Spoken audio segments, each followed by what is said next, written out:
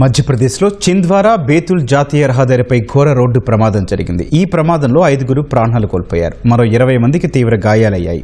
కూలీలతో వెళ్తున్న వ్యాన్ను ఓ లారీ బలంగా ఢీకొట్టడంతో ఈ దుర్ఘటన జరిగింది. చింద్వారా జిల్లా కేంద్రానికి సుమారు 30 కిలోమీటర్ల దూరంలో ఉన్న తామ్రీ గ్రామం వద్ద ప్రమాదం జరిగినట్లు పోలీసులు తెలిపారు. వ్యాన్ నుజ్జునుజ్జు కాగా అందులో ఉన్న 5 కూలీలు అక్కడికక్కడే మృతి చెందారని వారు పేర్కొన్నారు. గాయపడిన వారిని వెంటనే స్థానిక ఆసుపత్రికి తరలించారు. వారిలో ఒకరి పరిస్థితి విషమంగా ఉందని చెప్పారు. ప్రమాద ఘటనపై కేసు నమోదు చేసుకున్న పోలీసులు దర్యాప్తు ప్రారంభించారు. మధ్యప్రదేశ్లో చింద్వారా బేతుల్ జాతీయ రహదారిపై ఘోర రోడ్డు ప్రమాదం జరిగింది. ఈ ప్రమాదంలో 5 ప్రాణాలు కోల్పోయారు. మరో 20 మందికి తీవ్ర గాయాలయ్యాయి.